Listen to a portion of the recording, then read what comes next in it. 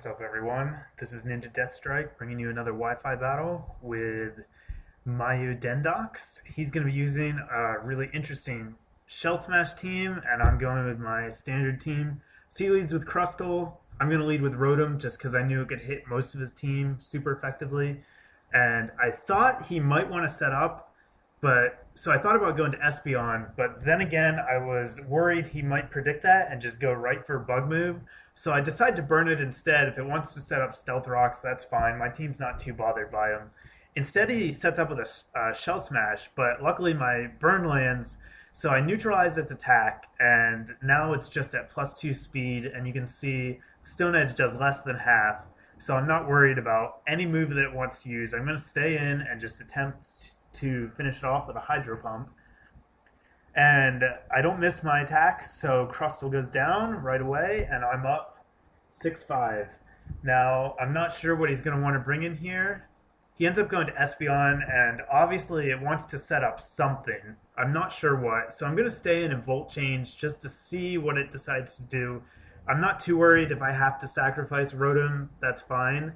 But he sets up Rain Dance, which I wasn't expecting at all. Anyhow, I just go into Ferrothorn because I know no matter what it wants to do, it can't really touch Ferrothorn. And he decides to set up his screens next.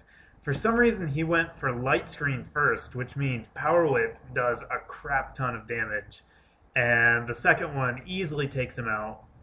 And now in comes Gorbass. And I think I have a video posted with Shell Smash Gorbass. It's a lot of fun to use, but it's very obvious what it wants to do when it comes in. So I know it's going to Shell Smash, and I just decided to go for Leech Seed here. I wasn't sure if Power Whip would kill it, and I didn't want to risk missing either. So I set up Leech Seed, and now whatever it decides to pass to is going to be taking Leech Seed damage, which means it's on a timer. It's going to die eventually, and I just need to stall it out. So he ends up passing to a Haxorus, and the first turn in, I'm just going to protect and see what move he wants to do. He goes for Earthquake. So now, predicting the Earthquake, I'm going to go into Gengar, trying to avoid it, but I completely forgot about Mold Breaker. So I switch in the Shadow, my Gengar, and he takes an Earthquake and dies immediately because he doesn't like getting Earthquaked. So I'm down one of my best sweepers because of a really dumb mistake. I bring Spike back in, and I just protect again. He's still going for Earthquake, so I'm going to predict him to try it again, and now I'm going to go into Bad Horse with the Air Balloon and try to avoid it a second time. But he finally smartens up and decides to go for the Dual Chop instead, and obviously a +2 Dual Chop coming off of Haxorus's insane attack is going to KO just about anything. So Bad Horse goes down, but now Haxorus is at low enough health that I know an Ice Shard from Dozer is going to finish it off. So I come in, Ice Shard it, and I take down his dragon, unfortunately losing my two best sweepers in the process. So that was a really bad play on my part. Gorbass comes back in, it's going to try to set up again, and I just go for Earthquake. I know that I'll outspeed it before Shell Smash, and if he tries to Baton Pass here, I'm going to Ice Shard. So if he attempts to pass it again, he's going to die and end up getting nothing. Instead, he decides to just flat out switch into his Caracosta, and I'm going to Ice Shard. It's not going to do a whole lot of damage. I thought about staying in here to Earthquake, but I can't risk losing Mamoswine because he has a Magnezone, and I really, really need Mamoswine alive to be able to kill that. So instead I switch back into Rotom, basically just as death fodder.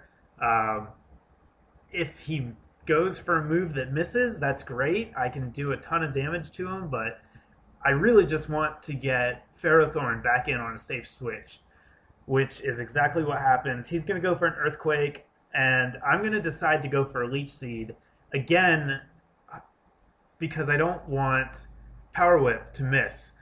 And I was also worried about Magnezone coming in here. If Magnezone switched in and then set up a sub, I'd be in big trouble. So it was better to go for the Leech Seed. After a Leech Seed and a Protect, I'm going to be able to take another Earthquake, and then I can go for the Power Whip and just finish it off. So here I get some Leech Seed damage, and he goes for Earthquake. And now after that Protect and all of my Leech Seed recovery, I'm going to be able to live with a little bit of health and finish him off. So at this point, I'm pretty sure I have the game in the bag. The only two things he has left are Magnezone and a Gorbast that's got to be at less than 10 hit points. So Magnezone comes in. I'm just going to scout and see what it wants to do. It has Hidden Power Fire, and Spike goes down, but he's done his job, and it allows me to switch in my Mamoswine. If it happened to be a Scarf Magnezone, I still would have been okay, because I could have brought Espeon in next, and after setting up a light screen, it wouldn't have been able to do anything to me. And then Gorbast would have been slower as well, and also would have died. But it's not Scarfed, it's just a standard set, so Mamoswine outspeeds, one-hit KOs it with Earthquake, and then takes out Gorbis. So, good match, it was an interesting team, and stay tuned guys, I'll have more videos coming shortly.